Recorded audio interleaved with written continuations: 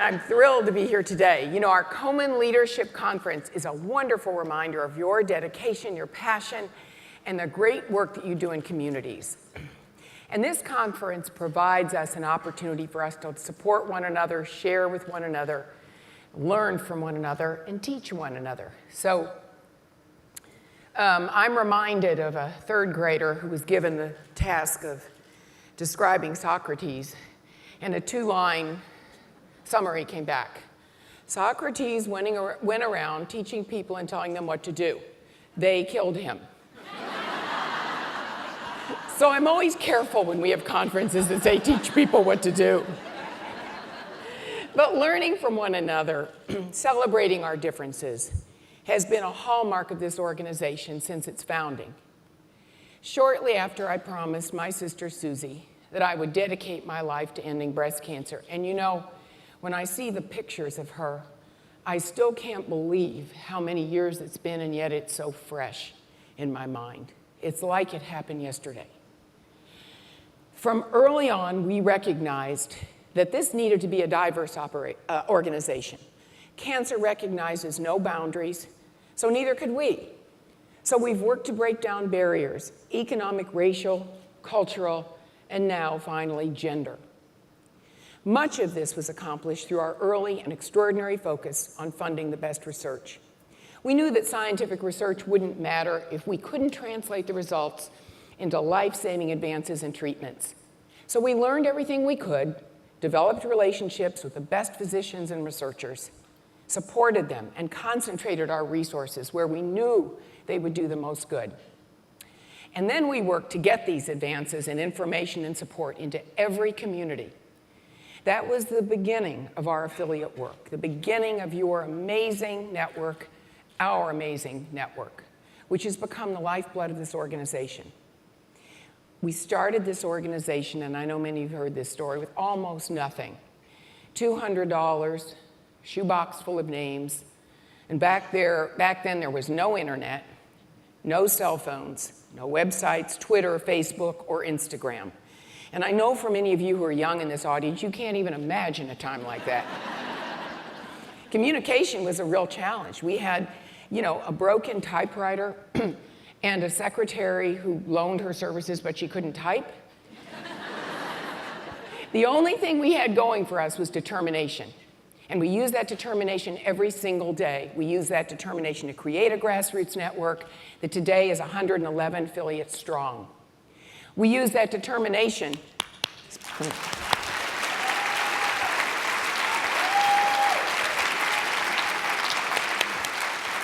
We use that determination to address disparities in care, helping people who otherwise would have faced the disease alone gain access to screening, treatment, and a vast support network. We use that determination to raise and invest nearly $900 million into critical research.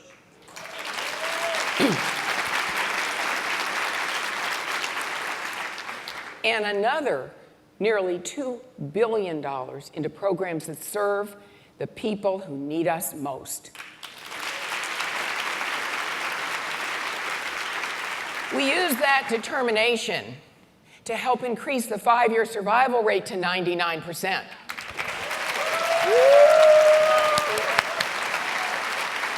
And help reduce breast cancer death rates by 34% since 1990.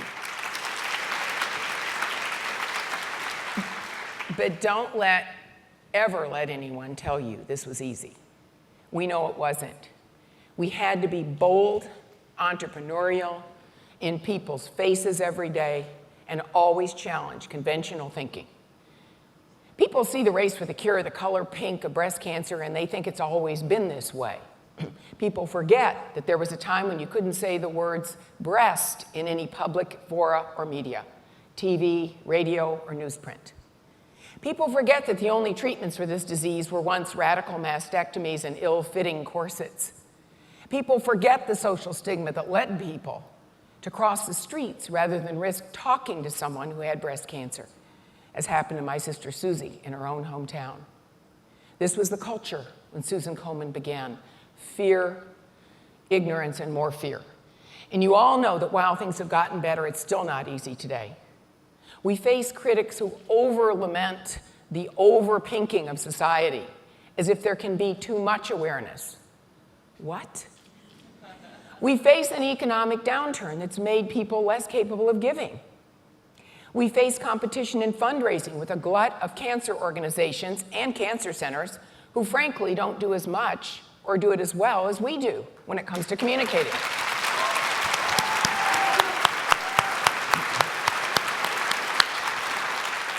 In the coming years, your determination will be more important than ever. Steadfast determination. Because we are nearing the day when breast cancer becomes a manageable disease, when technology and biology will come together to provide a continuum of care for anyone diagnosed over a lifetime. These advancements will only be made if Susan G. Komen keeps pushing, keeps challenging the status quo, keeps adapting and innovating. Adapting to changing circumstances has been a hallmark of this organization and those of us who serve it. Over the past 34 years, I've served this organization and all of you in a number of different capacities. It's been my pleasure, and I've been honored and thrilled to take on these roles. As a volunteer, a window washer, a server of endless cups of coffee, as founder, as president and CEO, as chairman. Even when I left the organization to serve in the government, Komen was always front and center in my heart. When I served as the U.S. ambassador, we helped establish new breast cancer awareness programs in Hungary. Actually, we weren't supposed to do that, but we did. And as a U.S. chief of protocol, I traveled with the president all over the world, building relationships with foreign leaders to expand our reach across the globe. Each of these roles has been immensely fulfilling. Each has taught me something new, and I hope you too. Each has given me an opportunity to do work with wonderful people. I'm always open to switching roles or doing whatever needs to be done, so long as I can continue focusing on big issues that I believe too often go ignored. So earlier this year, I approached our board to discuss taking on a familiar role at Susan G. Komen. And with their blessing, I'm excited to announce that effective today, I will return to the Office of the Founder, serving Komen in my favorite role as volunteer. This is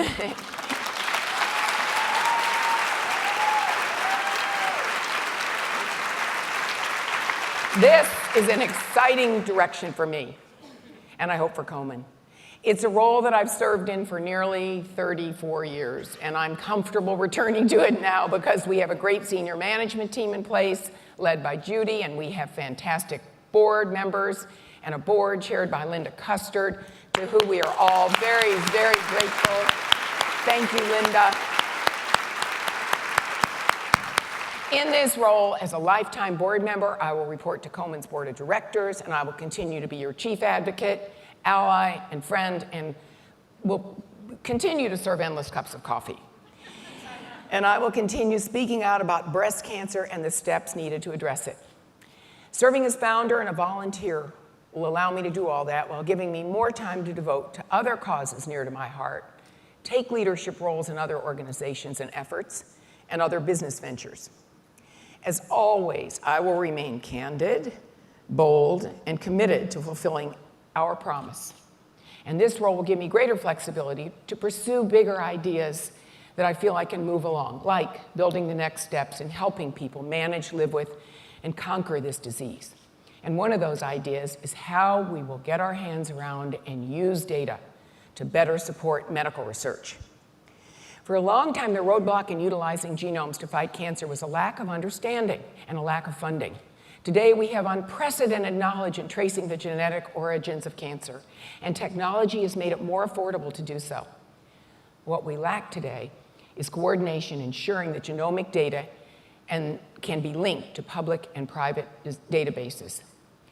This will allow researchers to find and understand the similarities in how different cancers develop and respond to treatment. This type of coordination has never been done before. It will require a massive investment in time, setting of priorities, knowledge, and expertise. So later this year, I will work with Susan Komen and the Robertson Foundation to convene a special conference looking at this issue in October. This is the first step in building an international community capable of bringing genomics and electronic health records together to improve patient care, a concept that will be so welcome to all of us fighting this disease, knowing which approaches work with real numbers and outcomes, knowing what we as patients should ask for and demand from our treatment and our diagnosis and long-term survival. It was announced recently that the National Cancer Institute is launching a major trial examining the use of treatments based on cancer's genetic markers rather than where it originates in the body. This is an exciting development.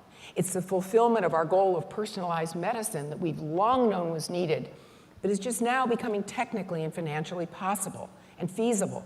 Imagine, just as this raises hopes, it also raises another interesting question, and one I look forward to examining with you.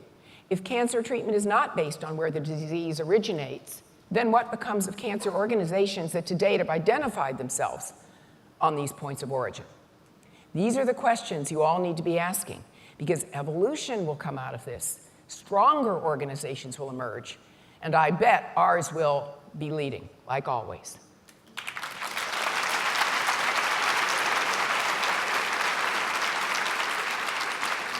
Looking down the road to address the needs ahead, that's our job, because no matter the future, there will be a need for this organization's depth of experience, style of leadership, experience, passion, and determination.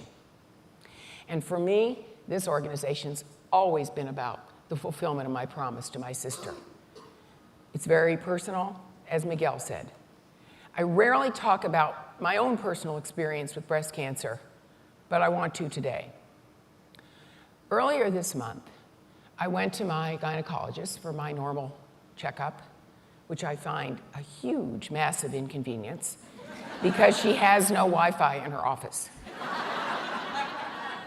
No cell phone reception, and I couldn't get anything done. So maddening. So these self-absorbed ideas disappeared quickly when I heard the doctor say, "When did you notice this?" Notice what, I thought.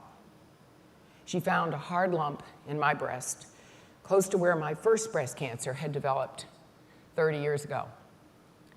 And the 7 days that followed were terrifying. My first breast cancer diagnosis was 31 years ago, as I said, and it's a moment you never forget. I don't care who you are, I don't care what you're doing, you will never forget it. And a moment you're always afraid to repeat. What follows in our minds are treatments, side effects, fear, and a constant fear of what will develop going forward from all of that. In the years that followed, I've been through nearly 14 surgeries, several reconstructive procedures, and a lot of after effects of very toxic chemotherapy, which I was given because my sister and I had the same kind of breast cancer. So you'd think all this experience would make the discovery of a lump less frightening, but it doesn't. A few days later, I was wheeled into surgery with my precious son, Eric, holding my hand. And a few days later, thank God, the blessed call came. It was benign.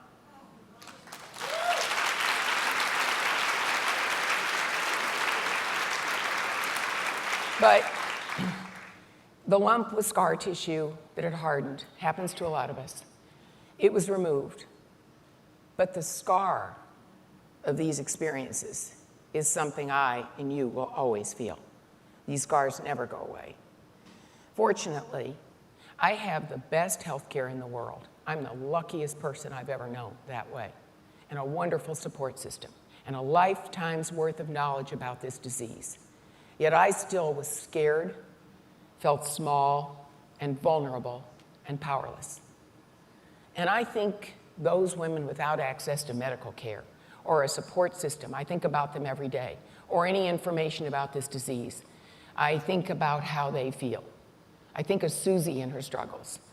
I think of the thousands of women here and abroad that I continue to meet who need our help. And it strengthens my resolve to do everything in my power to continue to fulfill this promise. The determination we had at day one of this organization must continue to propel us forward. We must be willing to flex our muscles because we've done what few organizations have ever done. We have changed the world. We all have promises to keep. A promise is a promise, but there's no wiggle room in this one. No qualifications, no maybes. We've given our word. We've given our time. We've given ourselves so that all of our promises will be fulfilled, and that someday, just a few years from now, our granddaughters and our great-granddaughters will grow up in a world where we control breast cancer, and breast cancer no longer controls us. Thank you. Thank you.